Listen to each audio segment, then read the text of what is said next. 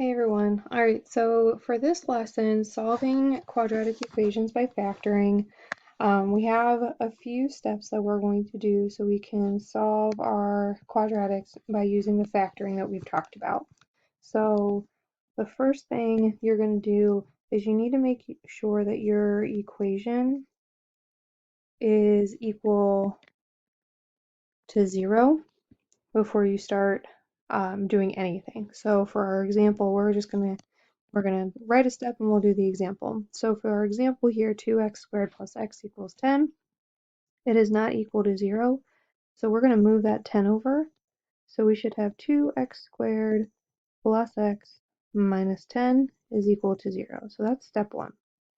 Step 2 is when we begin our factoring, so that we need to look to see if we have a GCF. Okay, for our example, there is no GCF here, so we are good to go.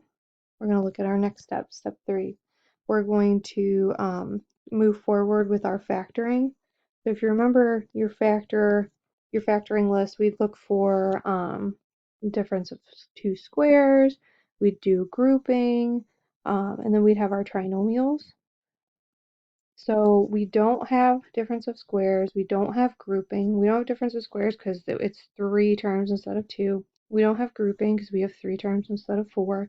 So we're going to factor it like a normal trinomial. So you're going to make your skeleton that we talked about, and you're still going to leave it equal to 0. Okay, we know factors of 2 are 2 and 1, so 2x and 1x. And then we know factors of 10 to get negative 10, but a positive 2. Remember, we're looking at our, nose and mouth or inner and outer terms. We know factors of 10 are 1 and 10 and 2 and 5. We know that we need to have a plus and a minus in here, so we're going to figure out where that needs to go. So I'm going to put in a plus and a minus. I'll put my 5 here and my 2 here, and we'll see if that works. So negative 5x, and this gives me positive 4x. Well, that gives me a negative 1x. I need a positive 1x. So that means I'm still getting my 1, but I'm not getting my sign right. So I'm going to go ahead and change my signs in front of my 5 and my 2 and see if that works. So I'm going to cross that one out because that did not work. Let's try another one. So 5x, so now it's positive. 2 times negative 2 gives me my negative 4x. And that gives me a positive 1. So that means these are my factors, okay? So once you have your factored quadratic, you're going to set your factors individually equal to 0. So what that means is you're going to take your 2x plus 5 and set it equal to 0, and you're going to take your x minus 2 and set it equal to 0. And then you're going to solve. And that's going to be our last step. We're going to solve for x or whatever letter we have. So for the first one, we'll subtract 5. So 2x equals minus 5. Divide by 2. So this is a negative 5 over 2. So that's one of our roots. So that is a root or solution. Okay. So now this one we'll add 2 over our x minus 2, and we get a positive 2. So we say that for the quadratic, an answer for either of these can be at x equals negative 5 or x equals 2. And that's all we're doing. And we're just going to solve for x each time.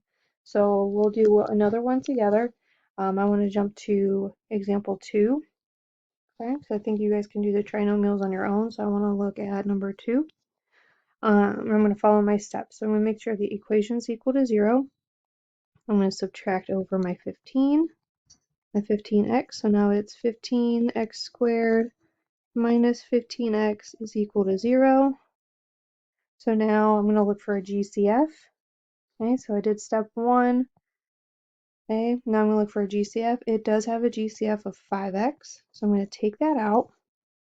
So now I have x minus 3, and it's still equal to 0, then my step 2 is done.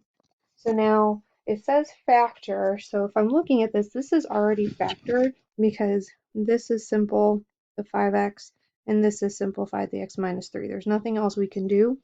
So step 3 is done.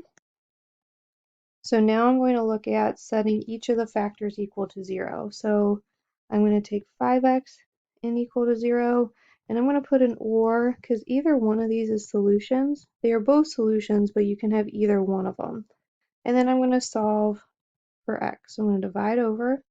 So one of my solutions is 0, and then for x minus 3, I'll just add over. So I should have solutions at x equals 0 or at x equals 3. And that is all my steps. So that's what you're going to do for each one of these. Hey, you'll split it up and solve for x each time. And it looks like all of these are pretty straightforward. So go ahead and do what's assigned in the video. If you have questions, come to our live session.